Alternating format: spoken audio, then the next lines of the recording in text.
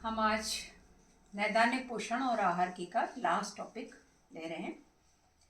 देखिए, अब इसके लिए यदि आपको जीविका के लिए तैयारी करनी है तो कुछ कौशल आपके अंदर होना आवश्यक है। जैसे पोषण, पोषक तत्वों की जानकारी, पोषण की जानकारी, पोषण संशोधन की जानकारी, यानी कि कौन सी बीमारी में हमें कौन से पोषक तत्व लेने चाहिए, कौन से नहीं लेने चाहिए, कौन से ज़्यादा मात्रा में लेने चाहिए, इन सब की जानकारी आपको होनी चाहिए। कौन सी पाक विधि अपनाई जाए जिससे अधिक से अधिक पोषक तत्व आपको मिल सके और स्वास्थ्य के लिए हानिकारक ना हो। जैसे उबाल कर खाई हुई दाल और फ्राई करके खाई हुई दाल, दोनों में अंतर होता है। यदि आपको कोलेस्ट्रॉल ज़्यादा है तो आप फ्राई करके कम खाएं और उबली हुई सब्जियों को ज़्यादा खाएं।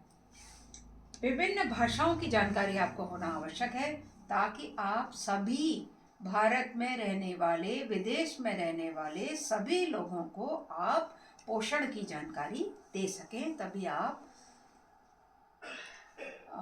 प्रसिद्ध नैदानिक पोषण विशेषज्ञ बन सकते हैं। इसके लिए आप विभिन्न भाषाओं की का ज्ञान ले लें, उनकी जानकारी लें, उनमें डिप्लोमा ले लें तो आपके लिए अच्छा होगा। रोगी के आहार संबंधी परिवर्तन की जानकारी भी होनी चाहिए। किस बीमारी के होने पर कौन सा आहार दिया जाए, कौन सा आहार नहीं दिया जाए, किस आहार को संशोधित करके दिया जाए, ये सारी जानकारी आहार रोग पोषण विशेषज्ञ को होनी चाहिए। इसके बाद आता है आहार आयोजन का ज्ञान। आहार आयोजन का ज्ञान से मतलब है प्रतिदिन उसको कितनी मात्रा में कैलोरी लेनी है, प्रोटीन लेनी है, विटामिन लेने हैं, इन सब की जानकारी उसको होनी चाहिए। तभी उसी के आधार पर वो आहार आयोजन दिन भर का कर सकता है।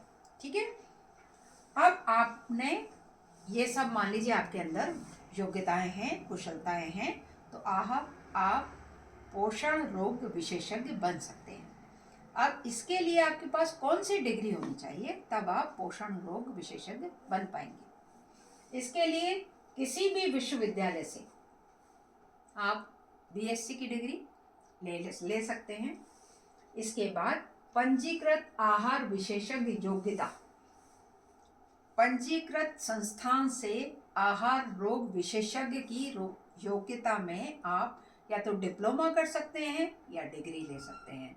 जैसे होम साइंस कॉलेज के अंदर पोषण विशेषज्ञ के लिए अलग से एमएससी होम साइंस किया जाता है, ऐसे ही बहुत सारे संस्थान हैं जो आपको ये डिग्री देने का काम करते हैं। इसमें हमें पोषण में पीएचडी भी कर सकते हैं, जिससे हम किसी विशेष क्षेत्र में, जैसे मधुमेह में कौन सा आहार दिया जाए, किन पोषक तत्वों को सम्मिलित किया जाए, इन सब की पूरी जानकारी आपको दी जाएगी।